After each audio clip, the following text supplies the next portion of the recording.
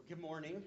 Thank you for letting me show up here today and take a little bit of your time. I'm going to talk about basically Applied Powdercoat, who we are, how we started, what we do, and then, kind of open the floor for you guys to hit me up with as many questions as you want. Go ahead. We started back in 1989 in Chatsworth, actually, as a small little company. My wife and I, right out of college, basically, had the opportunity. It's a family business still today. We had a opportunity to get involved with powder coating, which is actually a metal finishing process.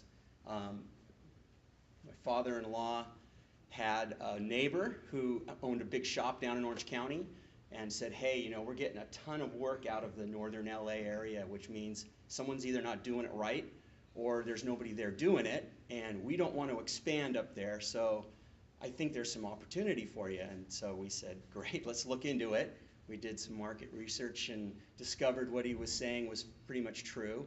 So with a little seed money from my father-in-law, we started this little shop out in Chatsworth with a small batch oven, a booth, and started, jumping into the world of metal finishing.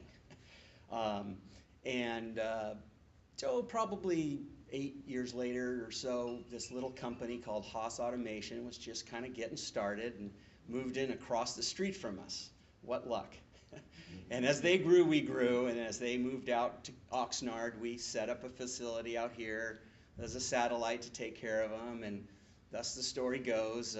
Eventually, through the early 2000s or so, we decided, you know what, it's probably better to get everything out of the valley, move everything up here into Oxnard, and set up shop and have everything under one roof. And so that's what we ended up doing. You can click through. You might even see. You can click through some of these things. So what is powder coating? Again, it's a metal finishing process. It's an alternative to liquid painting. It's very environmentally friendly. It's a much more durable coating. It's baked on, and it's made with plastic resins and hardeners and color pigments and all different kinds of things that these powder manufacturers engineer and develop it, and then they put it into a box for us, and we just spray it, put it in an oven, and bake it. And in that process of curing the powders, it melts everything down and hardens it up, and it makes it look like however it's going to look. There's metallics, there's high gloss, there's low gloss, there's textures, there's every color under the rainbow you can imagine. And there's also a lot of the companies have embraced the federal standard 595 color palette for the military and the DoD stuff, as well as the RAL standard, which is a European color standard. So there's a world of colors being offered. Sure, yeah, just keep on flying through there. I kind of blew through all that stuff. So today, out in Oxnard, we have about a 30,000 square foot building. We have 2 conveyor lines for high volume production work. One of them is a larger line which pretty much handles almost all the Haas stuff that we do. Chris, I don't really talk to you much anymore, but I used to. So obviously they're one of our larger customers. Even though we're not directly doing work for them, we deal with all their sub sheet metal houses, the sub tiers. So they send us the work from all over the state.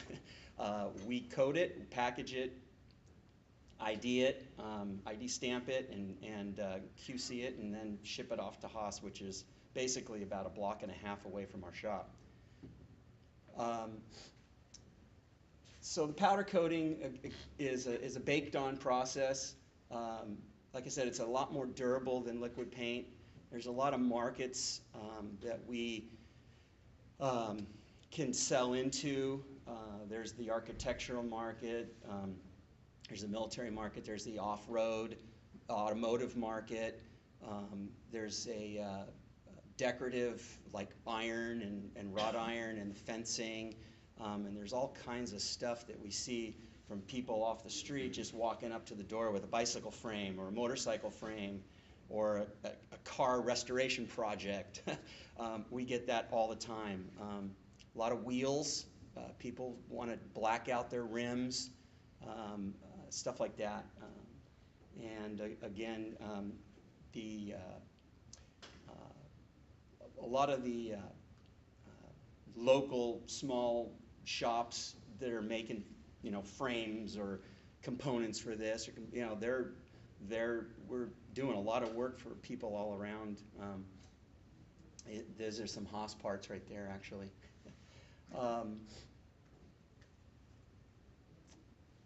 Into the process itself a little bit. The biggest thing with powder coating to make sure it's done properly is the pre-treatment.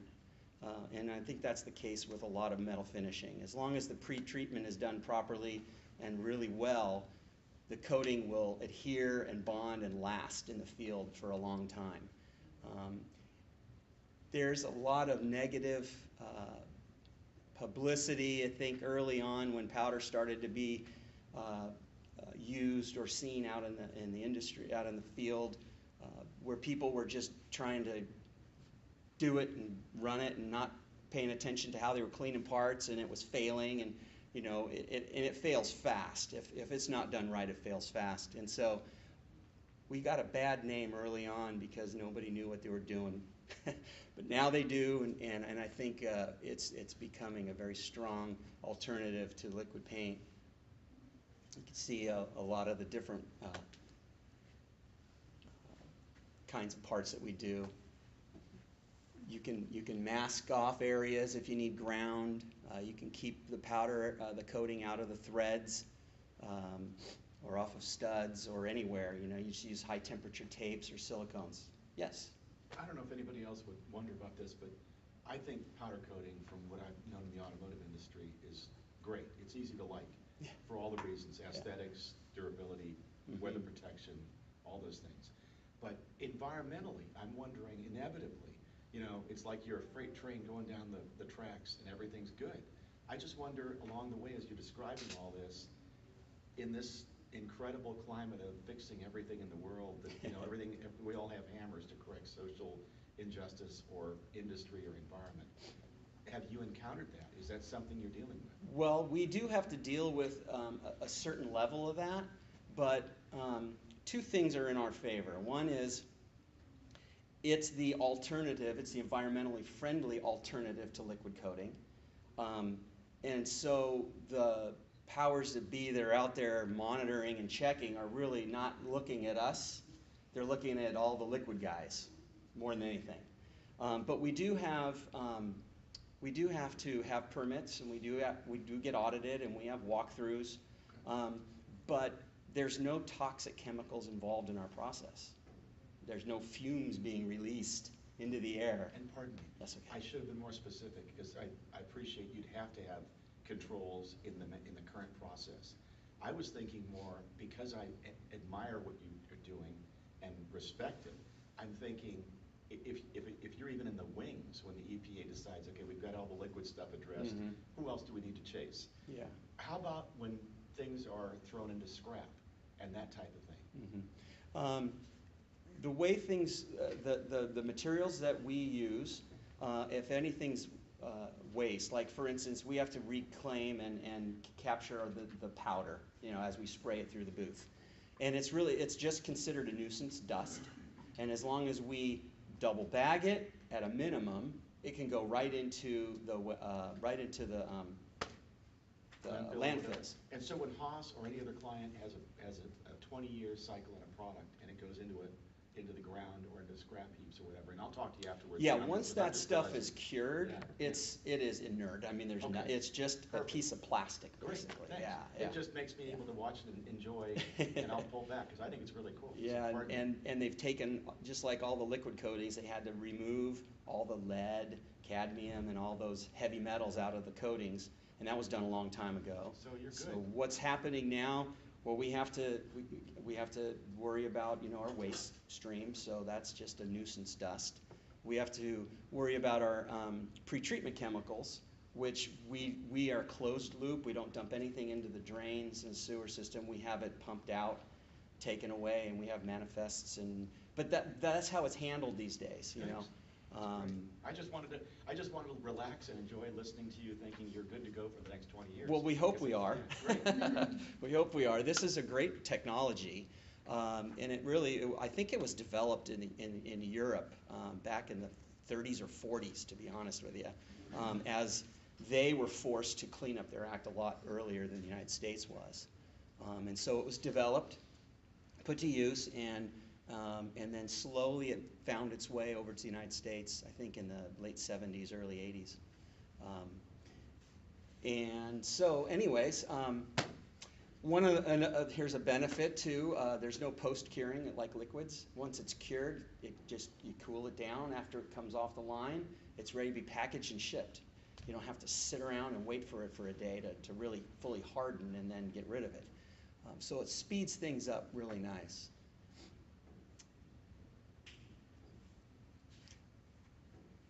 We've talked about all this stuff already. I blew right through it. Yes?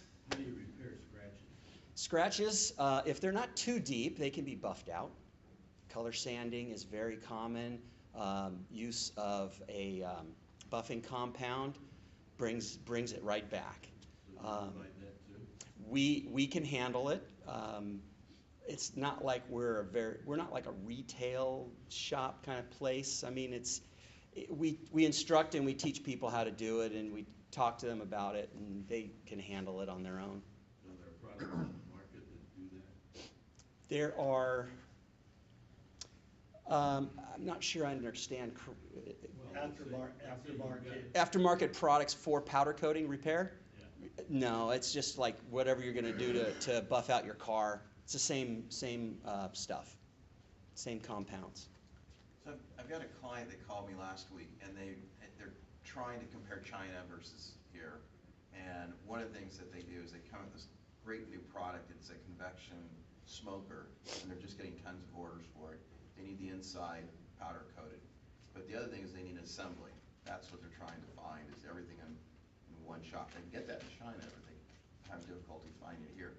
Do you work with assemblers, where you can take parts to and they assemble it?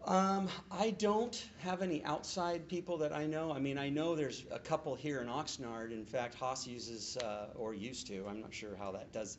Used to, yeah. And they're still around. We do a little bit in-house, real light assembly. We're not, It's outfitted. a light assembly product. Yeah. Hey, I'll talk to you later on it. But Yeah. I'd like to keep everything here. You sure? Yeah, Our absolutely. shop will do that. The shop will do that? We'll do, All right, we do so light I'll assembly, cut. yeah. Yeah. I know there's definitely people here in our county that handle that kind of stuff. We have about 2 more minutes for questions. Fire away. Fire away. I'm done. Well, now I put a damper on the party. I'll ask a quick question, just in tying it in with John's presentation. One of the things, and I work real closely with Vic on some process control issues at his facility.